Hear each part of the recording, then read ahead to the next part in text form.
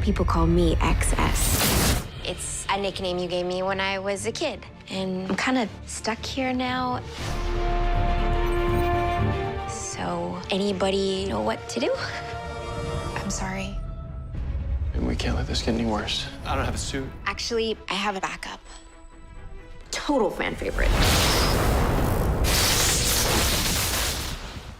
Hey everybody, it's Charlie. Happy Comic-Con week is still going on. There's still Comic-Con stuff happening. At the Season 5 panel, the producers started talking about the 100th episode, what it was going to be, how it was going to be this love letter to comic book fans. There's some pretty easy predictions to make based on the comic book stuff and the themes of Season 5 that they talked about. So we got to break it down. If you're brand new to the channel, there's a new round of that Flash Ring giveaway. All you have to do to enter is be a subscriber and leave a comment on the video. I'll name a new winner at the end of this. So structurally, they've changed the way that they plotted the season out. Normally, the crossover is episode 8, but because episode 8 this year is going to be the Flash's 100th episode, they special requested that all the shows push the crossover to episode 9, which is traditionally the mid-season finale, which is usually where you pay off big storylines on each of the shows. So what they're doing now is episode 9 of all the shows will be Batwoman crossover, but also teasers for the second halves of all the different seasons. So it's going to feel a lot crazier, but episode 100 of The Flash is meant to be a love letter to comic book fans and pay off a lot of big things that they set up going all the way back to the first season. So you'll see this as I go through my top 5 predictions. Some of these are pretty easy to guess.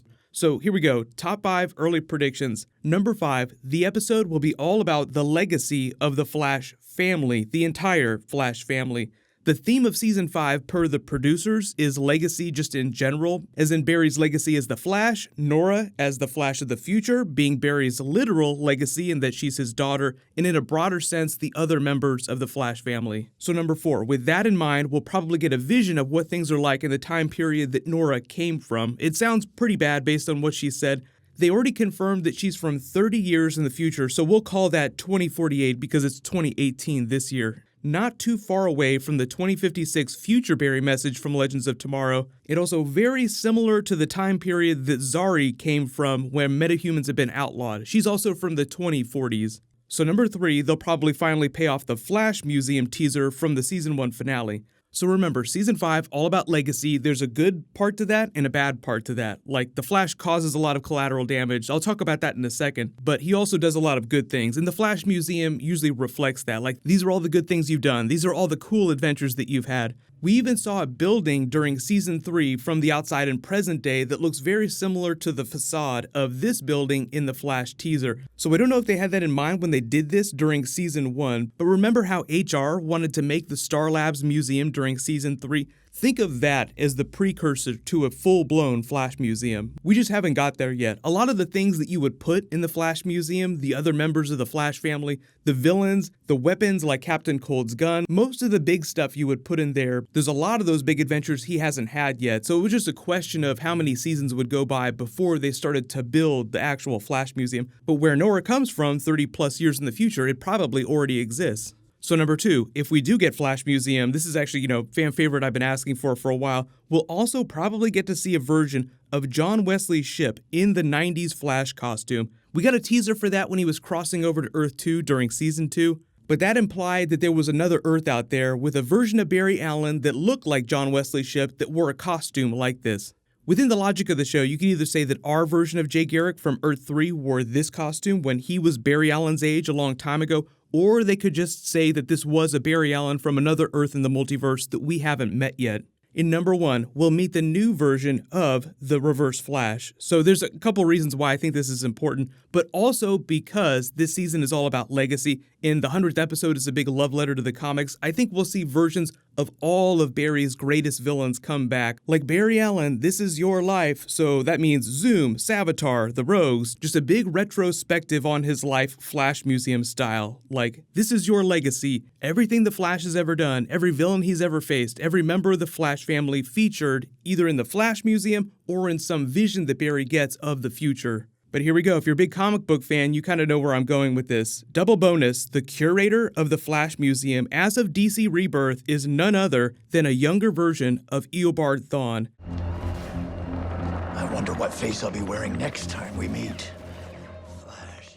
The new backstory for Eobard Thawne, as of Flash Rebirth in the last couple of years, is that he actually worked at the Flash Museum, and that's part of the way that he fell in love with the idea of Barry Allen and wanted to be like him. Then eventually Barry came to the future on accident, they met each other, and he went back to his time, and it was sort of the tipping point for Eobard Thawne to start going nuts, so eventually he became the Reverse Flash. But that all started because he spent all of his time curating at the Flash Museum, being in love with all things Flash. Remember the villain Cicada, too. This is really important, the idea of legacy. His story is that he's all about punishing metahumans because he believes that they're the cause of all the world's problems, not the solution. Like Flashpoint style, Barry causes a lot of his own problems. There's a lot of collateral damage. You saw in the teaser where he's walking through that empty house at night with all the little dolls in the background and the newscast of Barry saving the city from the Thinker's satellite, as if maybe Cicada's daughter was collateral damage during one of Barry's saves.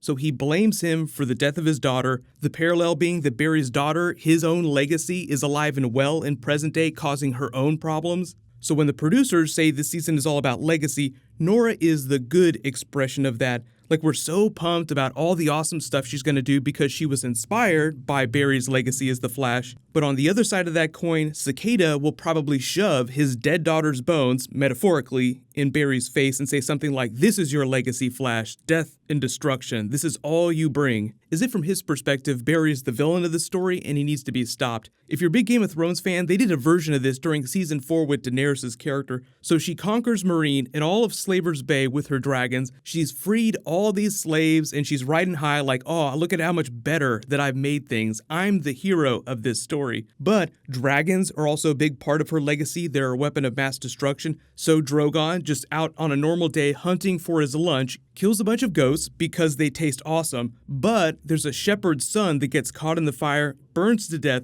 so the shepherd brings his bones to Daenerys, and she's questioned with her legacy, like, is my legacy death and destruction like that of my father? Because her father, the Mad King, was known for burning people alive, and people thought that he was the villain of the story. So Daenerys is wondering whether she's the villain of the story or whether she's the hero, so just expect a version of that to play out with Barry and Cicada this season. So if I didn't say it in my video a couple days ago, Cicada is actually being played by Chris Klein from the American Pie series. He's done some other stuff, but that's just the most notable thing that he's been in. But let me know in the comments, what are all your predictions for The Flash's 100th episode?